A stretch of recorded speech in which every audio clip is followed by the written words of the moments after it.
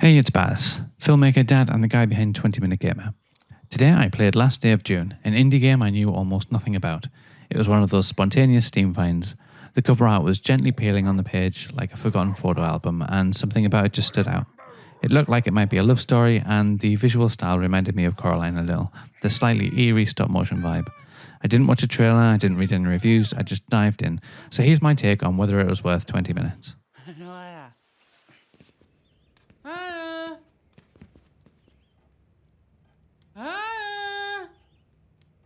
Story. From the very start, it's clear that this is a game where story comes first, and gameplay is just there to support it, not the other way around. You begin with a couple sitting by the water on what feels like a calm, reflective day. She's drawing, he's resting, it's sweet, gentle, and intimate. Soon after, we flash back. Now we're controlling the woman, wandering around their warm little art-filled home, looking for a place to hide a birthday present. Their home feels lived in, full of memories.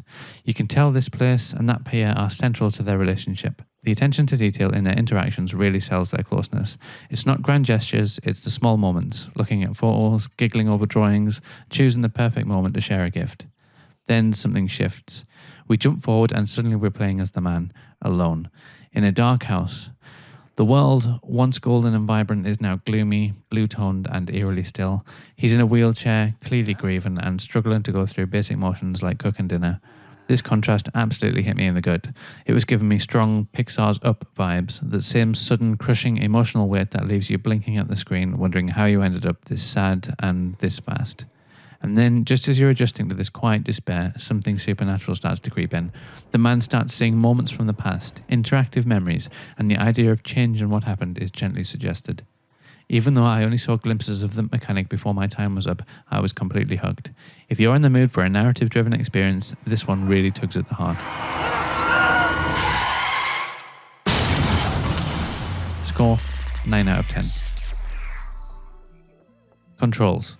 The controls are kept fairly simple. Think WASD for movement, the mouse looks around, and a couple of keys like E and Q interact with things, and that's about it. It's clearly designed for accessibility with no menus, inventories, or puzzles to manage. On one hand, this means the game never distracts from its story. On the other, there's not a lot of engagement mechanically. If you're coming in expecting gameplay depth or innovation, then this might feel too bare bones. Score, 5 out of 10. Atmosphere. The atmosphere is where Last Day of June really does shine. Visually, sonically, emotionally, everything is dialed in to create a dreamlike, almost storybook tone. It's one of those rare games that feels handcrafted. The way the environments are lit, the slow pacing, the soft colour palette, it all builds a very immersive mood. That said, I wouldn't call it really immersive in the interactive sense. You'll feel more like a passenger than a participant, like watching a film where you occasionally lean in and press a button. Still, the world is rich with emotional weight and visual charm, and that alone makes it very memorable.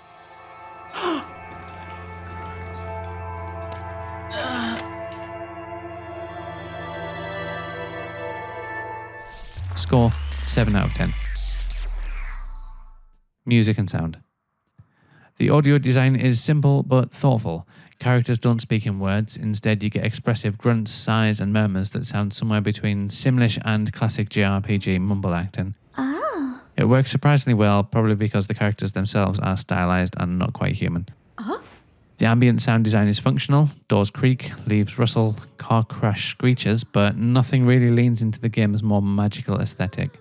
I kind of wish the characters, who look almost like wooden or puppet-like, had a sound design that really leaned into that. As for the music, it's gentle, melancholic, and perfectly suited to the tone. There are some lovely piano-led moments that add emotional texture, even if none of it really stuck in my head after I left the game.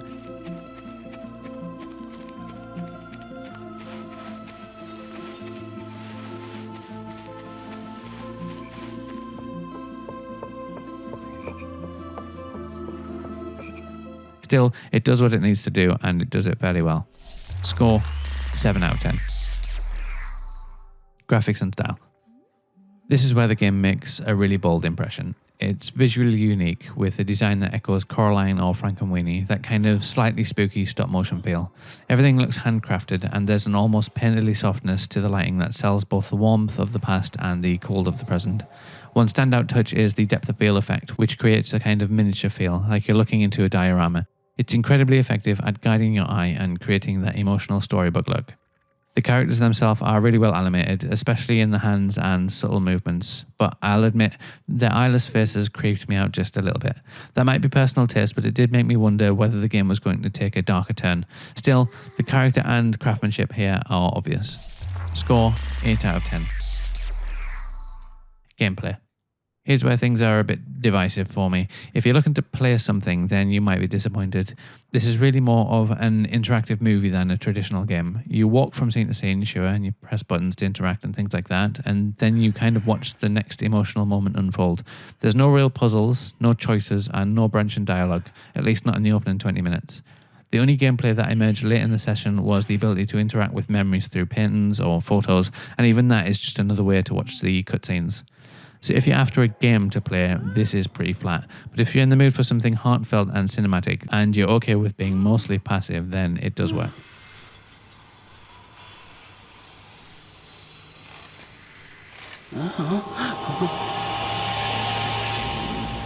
Score 4 out of 10. The standout moment that stuck with me the most was the gut punch realization that the man is alone. Watching their joy together in the opening moments and then cutting to him struggling in silence, it does hit hard. I felt genuine sadness. It reminded me of that opening montage in Up. Short, wordless, and devastating. And that's some pretty impressive storytelling.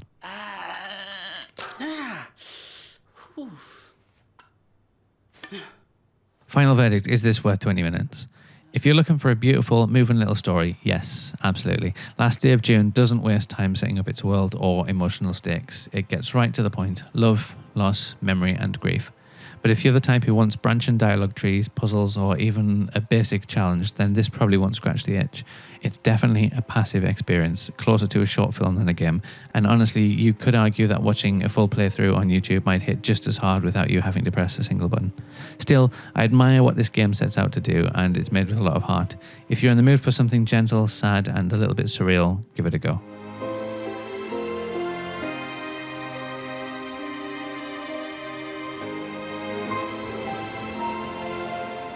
Final score, 6 out of 10. What did you think of Last Day of June? Do games like this resonate with you, or do you prefer more control and interactivity? And do you think a game like this needs to be played, or can it be just as powerful watched? If you're anything like me, you don't have hours and hours to sink into every game, and that's why I test whether a game can hook you in just the first 20 minutes. Thanks for watching, and I'll see you on the next one.